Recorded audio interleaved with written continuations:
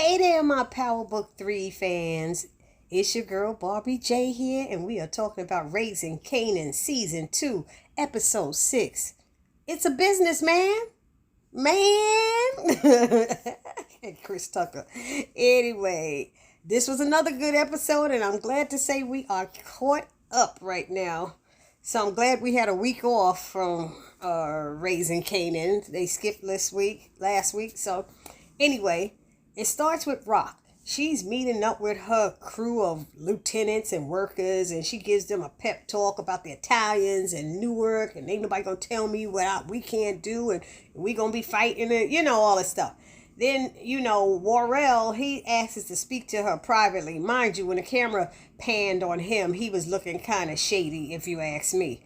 But he asks to speak to her privately, and he tells her that, I'm loyal. Don't get me started with the loyal stuff. But he said Unique has connections with the Italians, and he owes you. And that's after he told her how loyal he was, and he works for her. And Rocket replies to him, fools who tell you they're loyal are the exact fools you got to worry about. I said, you are right about that, Rock. She ain't lied about that, So, also, then we hear Lou asking Kanan if he's still messing with this stuff. Talking about the drugs. And Kanan's like, that's what we do, Uncle Lou. And he replied, no, that's what she do. Talking about his mama, Rock. And I was like, oh, okay, Lou. It's like trying to get Kanan out of it. Everybody knows Kanan wasn't really made for this, but we learn further into this episode that maybe he is. And so Kanan looked a bit perplexed when Uncle Lou said that. Then we had Marvin. He over there asking some guy about Tony and the man she's with up in Westchester. Why? What is it that Marvin got planned for this woman? Why does he keep looking for her? He followed her, found her shopping. I don't even know how he found that. The police knocked on the window. Then he's driving slowly past her house with the rich guy, outside, seeing her hugging him. The cops are coming up behind him. He drives off. Now he asks somebody else. What? Leave her alone. If she ain't bothering you, I don't know if he needs to get her back for something she did. Do she owe him money? If anybody knows, put it down in the comment section, because I can't remember. I don't know why he's still chasing behind this Tony chick. Anyhow, then we got Detective Burke. She done worked my last nerve. She digging deep into Detective Howard's personal life at the precinct, and she notices a gap in his work history and learns he used to work undercover. And meanwhile, Detective Howard has been sitting at a diner for a bit waiting for someone, and I think it may be Kanan. I don't know. But he keep looking at his watch. But why does she feel she has to dig into his personal life? What would he find if he dig into hers? That chick she with? That she's gay? He don't know none of that. That she a lesbian? Whatever it is, however you call it. But I'm just like, what is her issue? Everybody got secrets. You don't need to know everything because you his partner. Not even that. Isn't she more of a rookie? He's a seasoned detective, but isn't she more of a rookie? Because he probably was around the same level with her dad. Meanwhile, she's just coming in new, and he's giving her to him.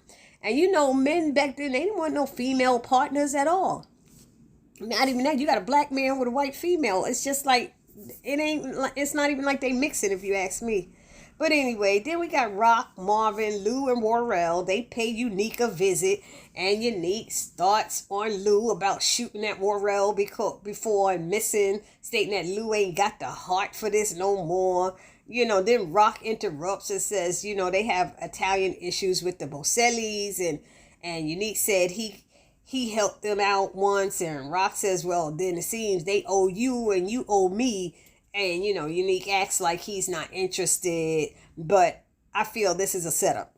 I truly feel it was a setup because when they leave his spot, Rock makes it clear. Marvin says, I know you ain't trusting him. And Rock makes it very clear to her brothers that she don't trust Unique nor Worrell. So they need to squash this before our bodies drop. So that's the only reason she's reaching out, thinking he can help squash it. But to me, I don't know if Unique could help squash it. Unique might be down to get her killed so he could take over. That's the way I see it. Now, I don't know if anybody else sees it that way, but that's what I see. Then we got Laverne. shopping with her mother, who says, no more work boots and sweatshirts for you. You should look like a young lady. Now, that's my daughter. She doing all of that, but I'm not sure that Jukebox is feeling this new look. I think she's doing it just to appease her mother, possibly, just to make her mother feel good. But she probably scared to even tell her mother that she's a lesbian because of how her father took it. And now her mother's in church, and back then it might have even been more of a taboo to be a lesbian and being in church, or who knows what. You hear a lot of things. Anyhow, while walking down the street, Laverne and her mama, was that Kenya, they run into some of her friends. I'm going to say Jukes. I'm going to call her male friends. And they asking her about the new gear. And she replied, just switching it up a bit. Her mother asked the young man his name because she said, I'm Laverne's mother. He said, who the F is Laverne? I was like, oh God. She said, young man, what is your name? And after telling him that she was the mom, he left and said to the others, who knew Juke was so fine, and Juke, I kind of smiled after hearing that, had a little pep in her step, I think. She, and then let's see, next we got Marvin, finally speaking out and participating in his anger management class. He shares that he tries to use what they learn in class at work. Like, he got a real damn job. I was like, Marvin, you funny. He tried to act like he got a real 9 to 5. He tried to use it at work. I thought that was so hilarious. Anyway, now we have Rock, Marvin, and Lou waiting for the Bosellis. They in Coney Island. Said there's a pizza shop over there he likes, and Rock had told them, let's make sure we meet outside so he don't shoot us dead, with nobody before we start talking. Anyway, so they're waiting for the Bosellis, and Unique gets out of the car with them. I said, so at this point, we all know, y'all, that the fix is in. So Sal decides to allow Rock to do business in New Jersey due to what happened in the Catskills, and because Unique vouched for her, saying they were competitors in the past, but now they work together. I said, no, he didn't. No, he didn't. So Sal said he's willing to carve off a few interest points in her business in Newark, and she thanks him for working with her. She puts out a hand to shake, and as soon as he shakes his hand, because she was saying we good, and he shakes her hand and then says, one amendment to the agreement. I said, ain't this a mother bleep? Unique's going to run the operation in Newark because he wants someone there he knows and trusts. I said, dang, no Neek, no deal, he said. No Neek, no deal. No justice, no peace. So, of course, Rock agrees, but is pissed. And she says nothing until Sal walks away, and she grabs Unique's arm and lets him know that she feels him and Worrell cooked this whole thing up. And that it's a long game. I think she said it's a long game. It ain't about who's starting it. It's about who finishes. I said, okay, Rock, let them know.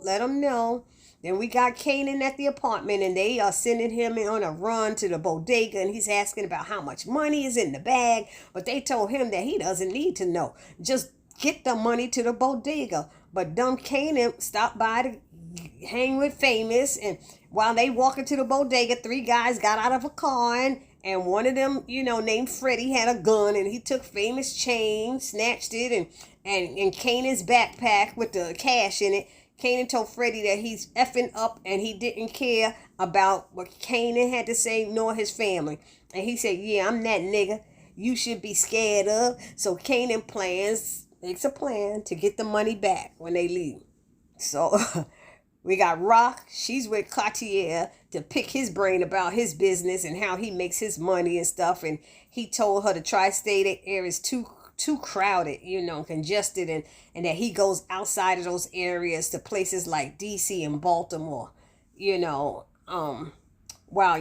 talking, he mentions to Rock that you have to keep your people who you work for in check, because while he's talking to Rock, some guy taps him and says, I'm gonna need help getting that item in the car for you.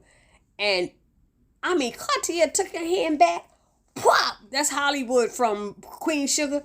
He bust him upside the head with a backhand, and the guy face turned, and I said, oh, snap. And he said, I paid for it to be packaged and put in the car for me. Basically, it's like, Why am you asking me to help you when I'm paying for you to do that?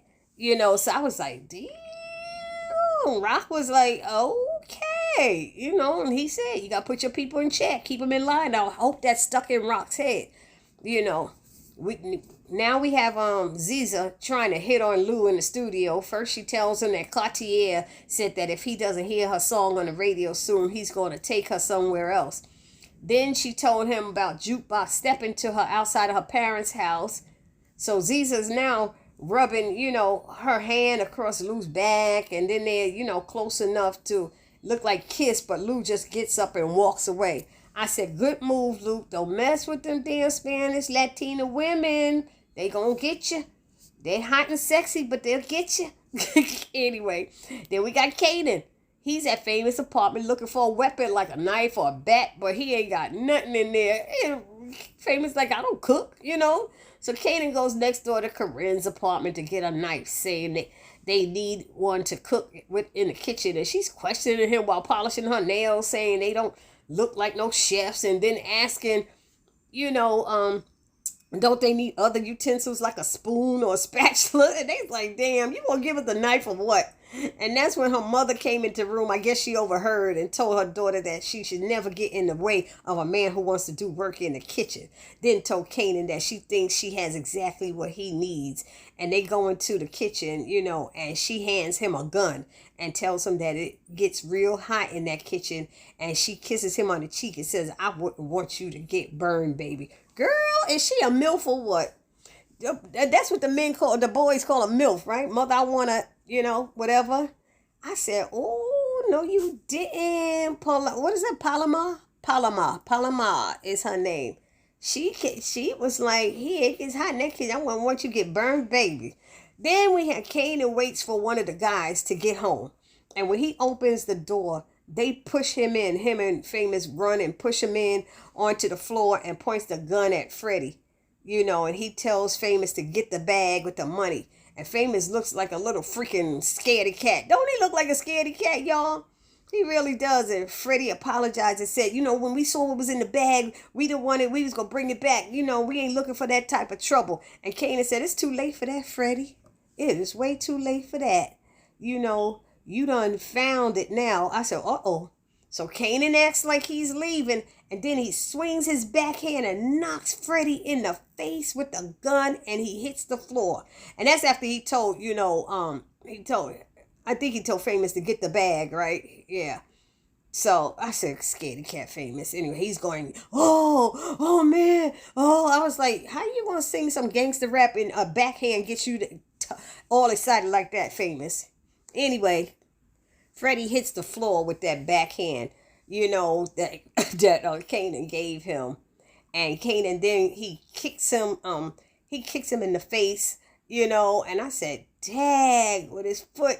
And Famous, he started beating him up and everything. And Famous is like, start yelling, we gotta go, Kanan, we gotta go. And they see the neighbor and stuff, and he's like, he turns around so they could see the neighbor, could get a good look at his face. He's so stupid. We gotta go. You keep your head turned so nobody can see and identify you, dummies.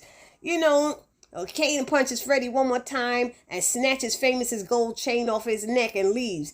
And they get outside of the building and they're walking, and the police roll up and they run, but Famous trips and falls and gets caught. So they arrest him and take the bag of money.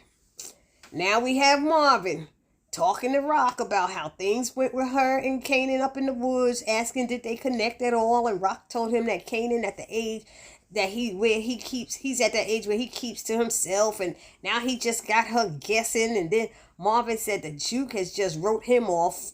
Far as she concerned, she an orphan now. No mama or daddy, he said, no more. They kill me with that accent. But then Rock speaks her piece about how Marvin handled Juke and treated her, knocking her around like she a nigga from the neighborhood. Do you think daddy ever put his hands on me like that? Hell no. Rock said, that she didn't. She said she didn't say anything before out of respect for Juke and was going to let them handle it. And she said, I helped raise Jukebox, and she considers Juke hers too. So when he puts his hands on her, you putting your hands on me. And if you do that ish again, I'll kill you myself, nigga. I said, oh, no, she didn't. And he admits he effed up. And then Rock tells Marvin that Juke's in touch with Kenya and that she's living in Harlem. She went looking for her mama, and that's on you. She went looking for what you wasn't giving her. So he wants to know when Rock found out how long this been going on. And so he's getting mad at Kenya, not hearing what Rock said, that this is on him. Then Kanan runs in the house and says, Mom, we gotta go. We gotta go. The cops got Famous. And she's like, so what did he do? And why we gotta go? Famous is my boy. He said, that's my brother. She said, he your brother from another mother. She said, we can't leave him in there. And she said, we don't pay to take on other people's problems. I said, I hear you, Rock. I hear you loud and clear. And she said, that's on his family. He looked for help from Uncle Marv, and Kanan looked at him, and Uncle Marv said what your mother said, whatever. Then Detective Burke, oh God, is with her girlfriend, Adina, telling her about Detective Howard having a son and hasn't told anyone and has worked undercover for a few years, so he's used to keeping secrets. So what? So freaking what? What is her problem? I don't get it, And that they keep giving his records out like it's nothing. Why? Because he a black man? Since when cops are able to look up information on other cops? They are partners. Since when you're able to do that? That something don't seem right. Anyway, then Adina asks to stay overnight at her house and says she doesn't want to get hurt again. Jen, she said, I don't want to get hurt again, Jen. And Detective Burke says she's not going to hurt her. And then they start kissing, and Detective Burke goes downtown on Adina. Yes, she does. Okay, let's see what's up next. I see the family sitting around the table having dinner, and Marvin tries to talk to Juke, but she says nothing. Kanan tells Uncle Lou about Famous getting arrested and Mom not doing anything, but Rock shut that down before Lou could even think about responding. Then they show Famous in lockup rapping out loud while others in the cage listen on. Then one of the guys asks Famous if he's streets need a body, and Famous like, yeah, that means dope, right? And the guy said, I don't listen to that noise. And the others start laughing, and he said some other stuff, but I was like, okay. After dinner, Kanan tells Marvin, that the cops have the money from Baisley, and he tells Marvin everything that went down and said that's why we not how he beat that guy up, but he tells him the basic stuff. And that's why we have to, get Famous out. And Marvin schools him about Rock, suggesting he lets her know before she does the math and finds out. Then he tells Kanan about dirty cops, and that they ain't going to give that loot up. They're probably, what did he say? He said they probably already divvying up the cash right now to pay for some coochie at Hunts Point. But he didn't say coochie. I just changed it to a nicer word. and that's how he likes it, Oh no. And then he said, don't ask me for no help because Rock is all up in Lou's ass right now. And that's just how I like it, with her eyes off of me. So Rock is talking to Lou about what Unique said about him. And then she told him that his boy Crown came by to talk to her. Didn't she tell Crown that Lou would never find out? Didn't she promise Crown he would never find out? See what I'm saying? So she told Lou everything he said. And Lou's like, why are you telling me this now? And I said, see, Rock playing dirty. Whatever she's doing is something dirty. It's benefiting her some way, I think. Then we got Marvin. He goes to see Kenya. Not sure how he got her damn address in Harlem. How did he get her address? Nobody gave him an address. Or he got connects like that. He could find her just like that. It didn't make sense. But he gets on her case about leaving and now comes back expecting a check. She said, I ain't looking for no check. Then he ended with, you left, so stay gone. Now, I don't like this because you're going to tell her to stay gone now that she's connected with Jukebox. Now, Marvin's being, I don't know if it's petty, he's being jealous. He's jealous because now Jukebox is having a relationship with her mother, which it should have always been, but he doesn't like it now. See, he done messed up and she's running to her, but you can't blame Kenya for it. And I am praying that Kenya doesn't leave and leave, Jukebox stranded, because that would break Jukebox's heart. It really would. So I'm praying that doesn't happen. And y'all let me know down in the comment section if y'all think, if she's going to leave, if Kenya will leave, listening to Marvin, what he said. And then, let's see, what else is next? The next morning, we see Famous getting out of jail and Detective Howard's with him. I guess Kanan called up his Big Papa for help. And Kanan and Famous hug, and then they show some drug addict. The cameras pan on this drug addict walking by handcuffed with the police, and he's watching them. And I have a feeling that's going to end up being something like he's the one who saw Kanan shoot Detective Howard or something in that dark. You know what I mean? So anyway, then Famous gave Kanan the book bag with the money, and he said, it's all in there. Your man made sure that. Talking about Detective Howard made sure. So Kanan told Detective Howard, good looking out, and then Detective Howard asked to holler at him privately. At this point, Detective Burke drives up and she's watching them. You know, she's sitting in her car watching. Detective Howard gives Kanan a piece of paper that has the answers. He said, this is the answers to questions you might still have. And Kanan said he'll check it out later. He tried to turn, but then Detective Howard says, when we make plans to meet somewhere, I expect you to show up. Don't have me sitting around waiting on your ass. And Kanan said, oh, my bad. You right, my bad.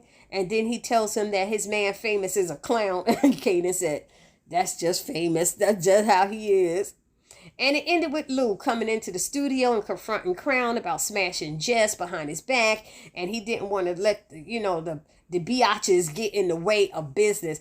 And then Crown came out of his face with, Lou, you don't know nothing about, you don't know anything about no business. And then he's like in over his head, and he said, you and I know that you can't do this ish without me. Everybody knows. He putting Lou down now, acting like he tough. And I'm like, oh my God, what are you doing, Crown? So Crown got a bit closer and said, all you are is Rock's baby brother, and that's all you're ever gonna be. And I said, oh snap, I was surprised he didn't slap him then. So Lou looked at him with them eyes, and he just turned his back on Crown and then came back with a punch so fierce and hard that it sent Crown flying back on and crashing down on a coffee table that smashed to pieces. And then Lou got a cable wire and wrapped it around Crown's neck and proceeded to choke in his butt to death. And I said, oh snap. But Crown put up a fight. He definitely put up a serious fight. And once he was on the floor lifeless, Lou was looking at him, and Ziza came into the damn studio and said, so what we gonna do with him now? I said, damn, this is messed up. And Lou gave her a look like, your ass just might be next. I was like, because he's like, now he messed up because she gonna know and she gonna hold that over him. She gonna always have something over him. She gonna want him to probably start sleeping with her or something like that. Or she gonna say, I'm gonna tell Cartier. Something's gonna go down. That's gonna be held over him, and I feel real bad for him. So anyway, y'all, that was the end of my recap review. That's my feelings and thoughts about it. Y'all let me know down in the comment section what you thought and what you think may transpire. But I'm concerned about Lou now. Anyway, for those of you who haven't, subscribed to my channel as of yet, please take a moment now and hit that little subscribe button, then hit the notification bell. It'll let you know every time I upload a new video. Then I ask that you like, comment, and share. This is your girl, Barbie J, saying peace.